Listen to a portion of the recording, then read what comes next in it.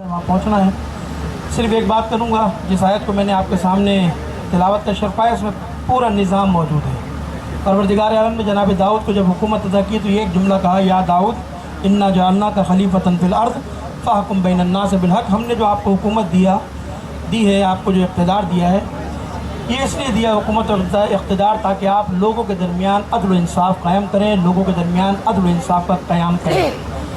यानी मंशा कुदरत इलाही है कि माशरे में अदल का क़याम, माशरे में इंसाफ़ का क़याम। आज पाकिस्तान जिस सूरत हाल से गुज़र रहा है, मैं समझता हूँ हमारी जितनी सियासी पार्टियाँ हैं, जितनी मजहबी पार्टियाँ हैं, सब पाकिस्तान के हवाले से गुफ्तगू कर रहे थे। पाकिस्तान के बुनियादी दो मसले हैं, एक मसला दहशतगर्दी का है, एक मसला करप्शन का है। मैं समझता हूँ कि इन दोनों चीज़ों के लिए दहशतगर्दी जो पाकिस्तान का सबसे बड़ा मसला है, इस दहशतगर्दी के मसले से निपटने के लिए भी हमें कौमी पॉलिसी बनाना पड़ेगी, हमें कौमी और मुश्तरका जद्दोजहद करनी पड़ेगी, क्योंकि ये पाकिस्तान की सालमियत का मसला है, ये पाकिस्तान का मसला है। लिहाजा पाकिस्तान हमारा मुल्क है, हम सब पाकिस्तान की बका चाहते हैं, हम पाकिस्तान की बेहतरी चाहते हैं, पाकिस्तान की तरक्की चाहते हैं। लिहाजा दहशतगर्दी के मामले में हमारा एक मौक़िफ़ कौमी मौक़िफ़ होना चाहिए, एक मौक़िफ़ होना चाहिए, और जद्दोजहद का रास्ता जो है वो हमारा मुतय्यन होना चाहिए, जिस पर हमें चलना चाहिए। दूसरा मसला जो है वो करप्शन और करप्शन है। आप देख लीजिए इस करप्शन ने इस मुल्क को कहाँ पहुँचा दिया। पाकिस्तान का इंफ्रास्ट्रक्चर तबाह हो चुका है। इसी शहर कराची के हम बहुत सारे स्टेक होल्डर बैठे हैं यहाँ पर, हम खुद कराची के स्टेक होल्डर हैं, यहाँ से बैठे। इस वक्त कराची जिस अजियत से, कराची के अवाम जिस मुश्किलात से दो चार, ये देखने के काबिल है।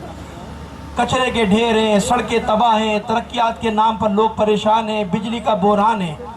मैं समझता हूँ आज हम यहाँ बैठे इस माह मुबारक रमज़ान की बरकत से हम सब मुत्तहिद हुए, यहाँ बैठे एक दूसरे के ख़यालात से हम मुत्तले हुए, आगा हुए। हमें चाहिए कि कराची के मसाइल को भी मुश्तरका जद्दोजहद के ज़रिए हल करना चाहिए। हमारे अपने सियासी उसूल हैं, हमारे अपने सियासी ज़ाब्ते हैं, हम उसके अंदर रहते हुए एक ऐसी पॉलिसी, एक ऐसा तरीक़ाकार, एक ऐसा तरीक़ा अमल बनाएं कि जिसमें रह कर हम तमाम लोग, कराची की आवाम जिस मौजूदा सूरत हाल से दो चार है, उस सूरत हाल से निकालने के लिए मुश्तरका अमली जद्दोजहद करनी पड़ेगी। जब इस शहर के मसाइल हल होंगे, और मैं समझता हूँ कि हम इसके लिए तैयार हैं, हम अपना पहला कदम उठाने के लिए तैयार है। कराची का मसला आवाम का मसला किसी सियासी पार्टी का या किसी फ़र्द का नहीं है।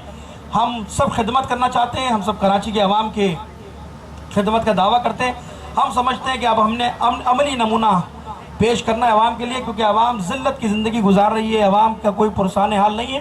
लिहाजा मुश्तरका एक लाए अमल होना चाहिए आवाम के मसाइल को हल करने के लिए। मैं तमाम सियासी पार्टी जो यहाँ पर आई हैं उनका शुक्रिया अदा करता हूँ, जनाब असदुल्ला भुट्टो साहब का, जनाब फ़ारूक सत्तार साहब का, मुस्तफ़ा कमाल, शैला रज़ा साहिबा साहब का, मिर्ज़ा यूसुफ हुसैन साहब का, बिलखुसूस कायदे मिल्लत जाफरिया का शुक्रिया अदा करता हूँ कि उन्होंने मोहब्बत फरमाई, शफ़क़त फरमाई, यहाँ तशरीफ़ लाए और अभी उनके एक प्रोग्राम में जाते हैं। उसके साथ मैं अपने सिंध के पॉलिटिकल सेक्रेटरी और नायब सदर सूबाई जनाब याकूब शहबाज का भी शुक्रगुज़ार हूँ कि उन्होंने ये ज़हमत फरमाई। खुदा वंदे मुताल की बारगाह में दुआ करता हूँ परवरदिगार उनकी जान, माल, इज़्ज़त और आबरू की हिफाजत फरमाए।